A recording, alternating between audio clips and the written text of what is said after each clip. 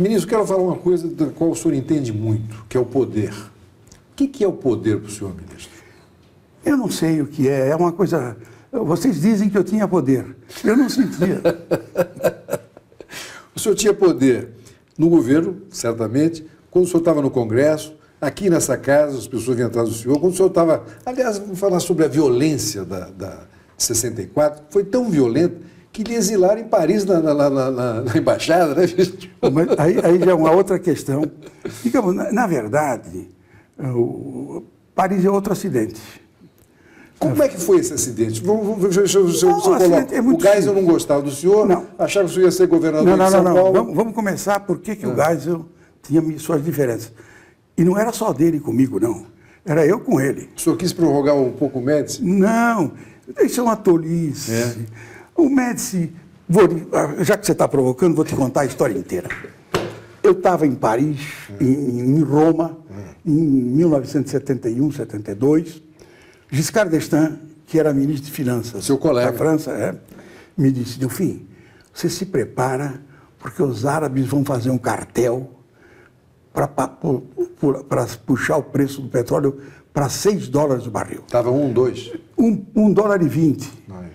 Um barril de petróleo custava menos que uma água mineral.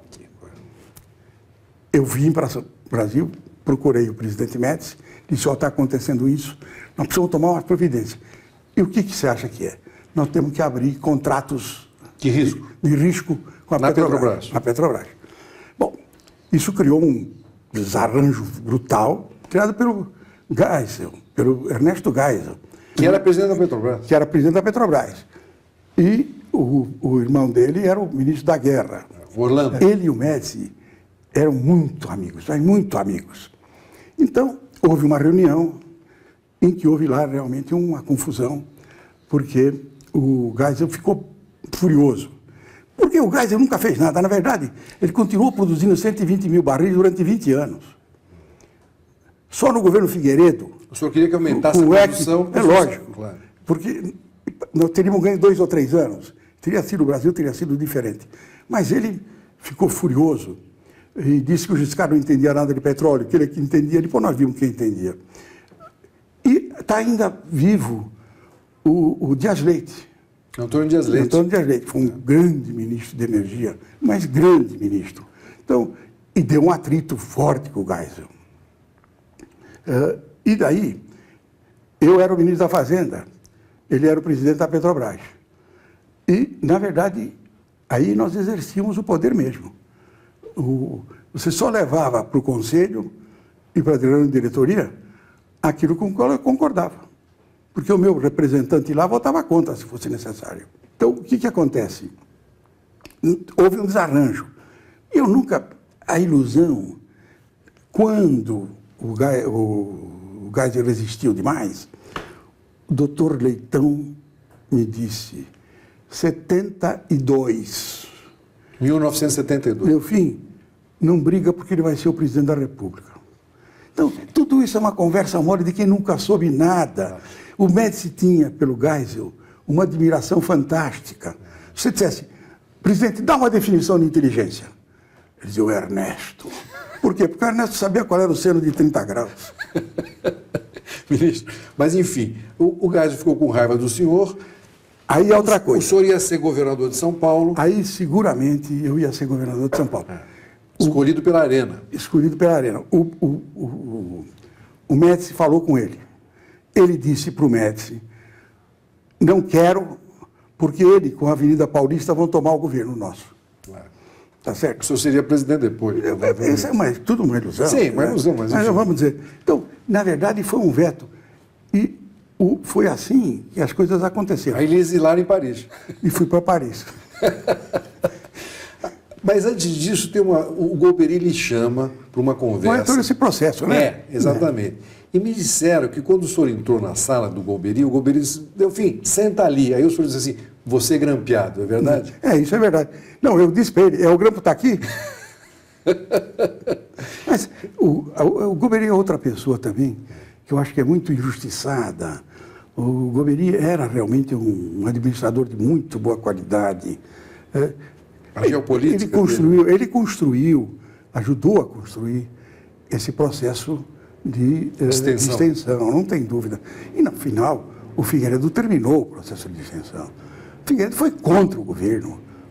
O candidato do Figueiredo era o Tancredo. Está aí, tem gente viva ainda, para a gente saber disso. Vou lhe dizer mais. Sebastião Drummond fez uma reunião na casa dele com o Tancredo, e o Tancredo disse para mim, eu fui com a autorização do Figueiredo, o Tancredo disse para mim, doutor Delfim, nós, se o Andreasa for candidato, eu não serei candidato. Eu só serei candidato contra o doutor Paulo Maluf. Nós vamos execrá-lo. É injusto, mas é o que vai acontecer. Está vivo o Sebastião Drummond. Nessa reunião, eu aprendi mais alguma coisa. Me dizia o Tancredo, não conte para ninguém. É uma coisa que tem que ficar entre nós. Eu fui todo escondido, coitado, na casa do Sebastião. E quando eu desço, estava toda TV Globo, tudo na rua. Quer dizer, Tancredo avisou? O Tancredo tinha avisado. Mas bom, ali é um outro momento, né? O Tancredo, lógico, o doutor Tancredo queria o Maluf, que era mais fácil ganhar do Maluf, né? Não, eu acho o seguinte, ele sabia que contra o Andreasa não tinha como fazer o movimento que ele fez contra o Maluf. O Figueiredo nunca quis o Maluf, essa que é a verdade. Então, não vamos ter ilusão sobre isso. Essa história um dia vai ser a verdadeira história, ou melhor, aquilo que eu penso que é a verdadeira história, porque eu acho que um dia vai ser contada. Mas vamos voltar, foi interessante essa parte, mas eu queria voltar. Aí o senhor vai para Paris, eu lhe conheci lá em Paris, o Reale Júnior que me levou lá conhecer o senhor, né? Dizem até que naquele momento o senhor era mais espionado que os exilados, né? Na verdade, eu acho que havia muita intriga, mas o ministro das Relações Exteriores, que era o Silveirinha, era uma pessoa muito correta, não tem... Mas não estou dizendo que era o Itamaraty que espiava. Mas eu acho que... o senhor devia ser a sua... Não, é que tinha lá os assessores militares, principalmente. Mas isso é natural. Porque todo mundo ia conversar com o senhor. O senhor fala o negócio do poder, o senhor estava fora, mas o poder continuava... As pessoas iam a Paris, iam visitar o embaixador e conversar. O senhor chegou a encontrar o Jango lá, não? O Jango? Não. Encontrei o Juscelino. Ah, o Juscelino, sim. Estava caçado, né? Estava caçado. Encontrei no bar do Jorge Sank uma cena extraordinária. Eu, ministro, fui até ele. Boa noite, presidente. Escorreram duas lágrimas. Ele sofreu muito. Esse período, né, teve gente que sofreu demais, né, mesmo cassações, né? Claro, você não foi um homem a quem o Brasil deve muito, né? Nem tem dúvida. Eu vi que o senhor se emocionou agora com isso, né? Porque eu acho que ele era um sujeito absolutamente decente. Tinha uma concepção, tinha um espírito animal. No bom sentido. No bom sentido, não, no sentido correto. Quer dizer, eu vou fazer, não tinha muita noção de custo. Mas fez, né? Destruiu um sistema de previdência que era todo ele atuarial para fazer Brasília, mas é inegável que ele mudou o Brasil. É inegável. Ele é um ponto de inflexão na história desse país.